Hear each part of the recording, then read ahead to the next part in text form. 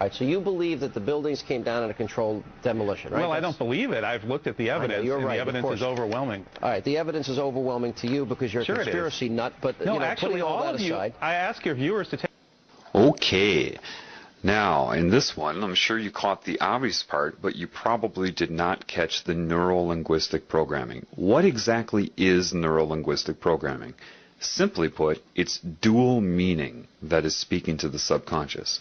Now, of course, he's shaping public opinion by saying, it's obvious to you because you are a conspiracy nut. Well, remember now, people are very phobic of being called anything that goes against the norm. So if you agree with him, oh, then you're a nut, and people, they can't escape their own ego. So that's used to shape him. What you probably didn't catch is him saying, but, putting that all aside, this is neuro-linguistic programming. Now, pay attention here. You're a conspiracy nut, but putting that all aside, what that is doing is he's directing your subconscious mind and your conscious mind to store that label, that impression of him. Put it aside. Keep that. It's called anchoring. In neuro-linguistic programming, they call this anchoring. Anchoring a thought, anchoring a concept, anchoring a feeling. Putting all of that aside means put that aside in your mind. He's a conspiracy nut. Do you see how they manipulate you? That's a very good lesson right there in neuro-linguistic programming. All right, the evidence is overwhelming to you because you're a conspiracy nut, but no, actually, all of you, aside, I ask your viewers to take a look at this evidence for themselves. They can go to st911.org. That's all right, Scholars for 9/11 Truth. Take a look at the demolitions. I know you Morgan think Reynolds, the former Bush administration official. Okay, that's pretty obvious. You see how he's treating him. Very nonchalant, irritated, bored. And I know you think you're the smartest guy in the world. This is, the typical you're a know-it-all type of comment. People are trained to hate people who, quote, know-it-all. Why?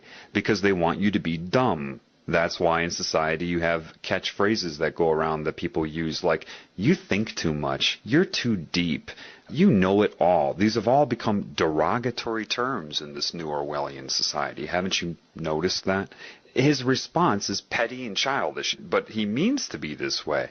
It does nothing. It addresses nothing.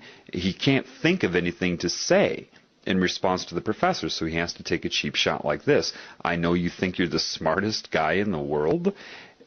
That should be obvious to you, that is just overdoing it, creating, manifesting an insult, just, again, for one reason and one reason only, to disrupt his thinking and to program your mind on how to view him. Take a look at the demolitions. I know you Morgan Reynolds, the former Bush administration official, says that the Bush administration blew the World Trade Center to kingdom come. That's a direct quote from a member of the Bush administration itself. They blew the World Trade Center to kingdom come. The Jews were told to leave. Well, we've heard a lot of these sick, bizarre theories.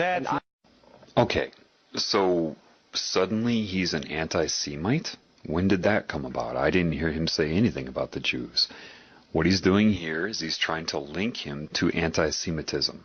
That's what they want to do. Now, anybody that's really trying to speak the truth in this world has no interest in focusing on a group or even an individual.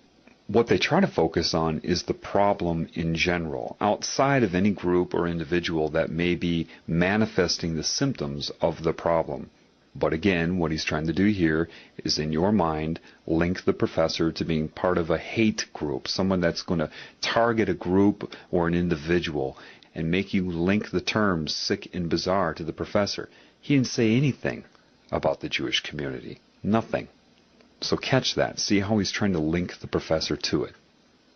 The World Trade Center to kingdom come. That's a direct quote from a member of the Bush administration itself. They blew the World Trade Center to kingdom come. The Jews were told to leave. Well, we've heard a lot of these sick, bizarre theories. And I don't believe any of them, but you're allowed to believe what you want, but that's not what's at hand here.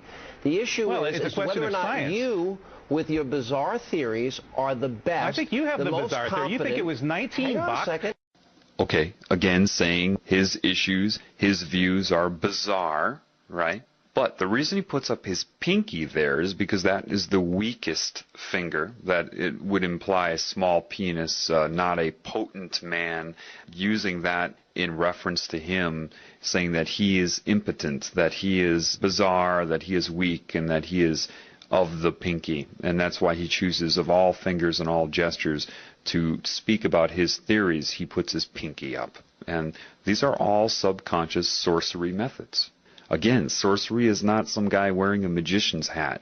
Part of sorcery is speaking to and manipulating the conscious mind from the subconscious.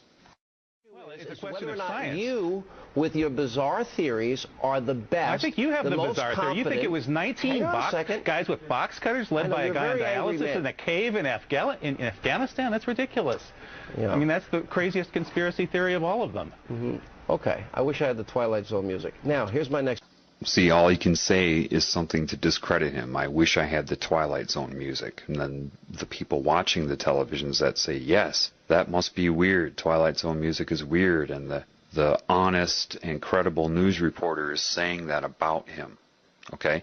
Now, you see that all the neuro-linguistic programming is starting to get to the professor. He's starting to screw up his words. He's starting to screw up his concentration. He's mispronouncing. That's because there's a lot of negative energy being focused on him, interrupting his thought process. So you can see how he's starting to screw up his words, but he's still holding, with all of that working against him and being unaware of those techniques, he still holds his own, but you start to see it get to him a little bit. Yeah. I mean, that's the craziest conspiracy theory of all of them. Mm-hmm. Okay, I wish I had the Twilight Zone music.